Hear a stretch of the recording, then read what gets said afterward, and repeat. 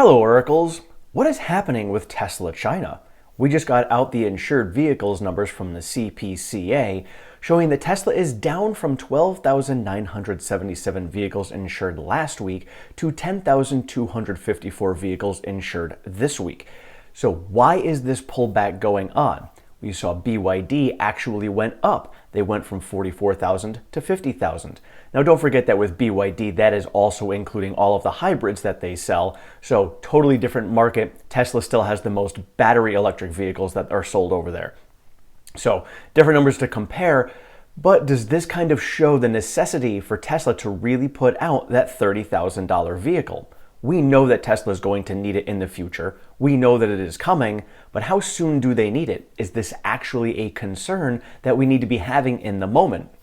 Well, don't forget, we've got Project Highland that is in the works.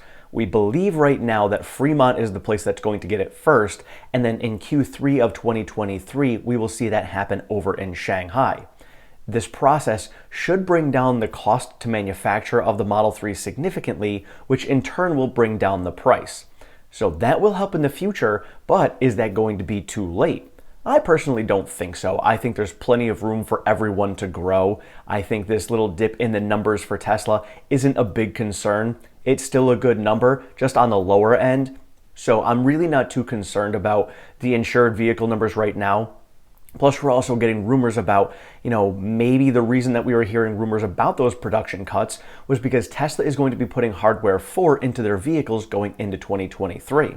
If this is the case, they're trying to clear out a lot of their old inventory and not produce as many new vehicles because they want to make sure that they sell them, because they're not going to be able to sell the older vehicles for the same price if they get hardware 4.0 coming out in the new vehicles. So they'll end up having to take a big margin hit on the older vehicles. And I'm assuming they're going to have to do that, but they're going to want to minimize how many of those vehicles they need to sell for margin purposes. And now I was predicting that they were going to have 14 to 15,000 insured vehicles for this week. Clearly they fell short of that. I'm still waiting to see what Troy Teslake's take is on these numbers to see where they fall in line, because he's got very good reasoning behind why we see these numbers, and if they fall out of line with what he is seeing, he can hopefully give us an explanation as to why we may be seeing these numbers coming down. Again, my speculation is the fact that they are moving over to hardware 4.0, but then don't forget that they haven't been exporting any vehicles out of China, because if we are expecting hardware 4.0, these people who are now ordering their vehicles over in Europe or whatever country they're getting them from, they've now ordered a vehicle. Now all of a sudden, by the time they get that vehicle, it's going to have the old hardware in it, and they're not going to want to take delivery. They're not going to be happy. Whatever the reason is, Tesla's trying to mitigate some of that. Now, this is just speculation. We don't know for sure that they're moving over to hardware 4.0, but just kind of putting all the puzzle pieces together sort of seems like this is what is playing out at the moment.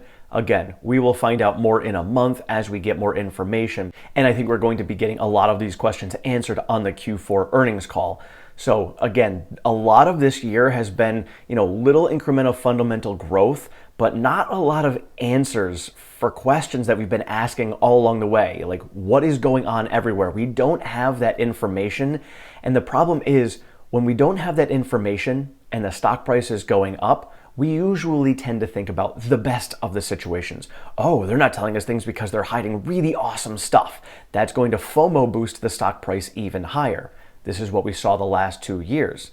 Now we're in a place where it's almost basically the same silence. We're not getting a lot of information, but because the stock price and the entire market are down, our minds are tending towards the negative. The negative of, oh, they're down because they've got demand issues in China. Oh, we don't know what else is going on over there. Oh, Tesla's failing because Elon has got Twitter.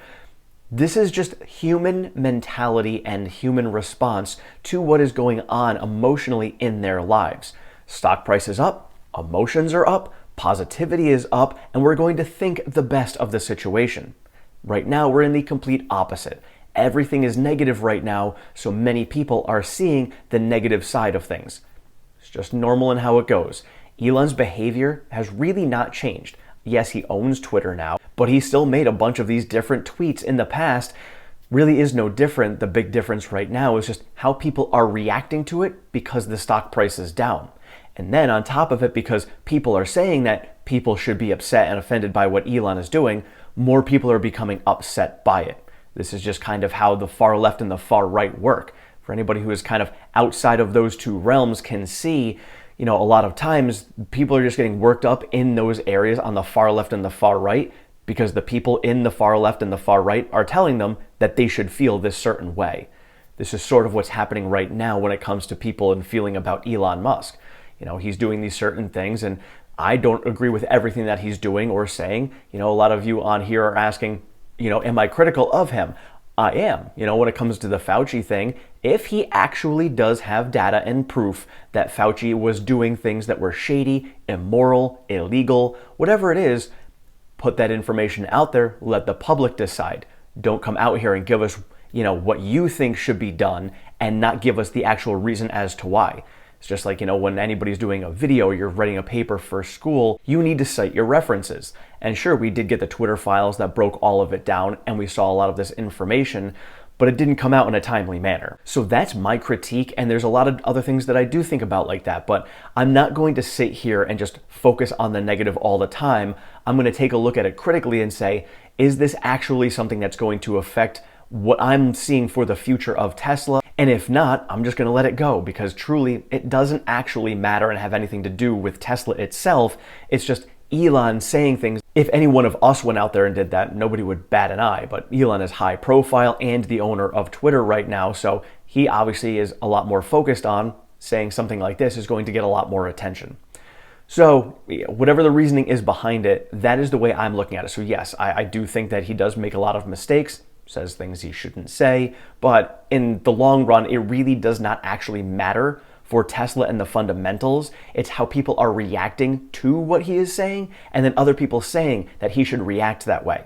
And the only reason that people are listening to all of these people saying that they should be upset by it are because the stock price is down, and that's why they're listening to him. And they're pointing at that as the reason why. Because a lot of times when we get into a situation where we're unhappy and we can't take responsibility for it ourselves because we just don't feel comfortable doing that, we're going to find whatever we can to point our finger at. And so right now, when we're looking at these numbers coming out of China for the insured vehicles, I'm going to take my emotions out and say, okay, well, what are the logical reasons as to why we're seeing the numbers where they are? Is this number actually bad? And it's not. It's just lower than expected, but it's not a bad number. So realistically, we are still growing. We are still moving in the right direction.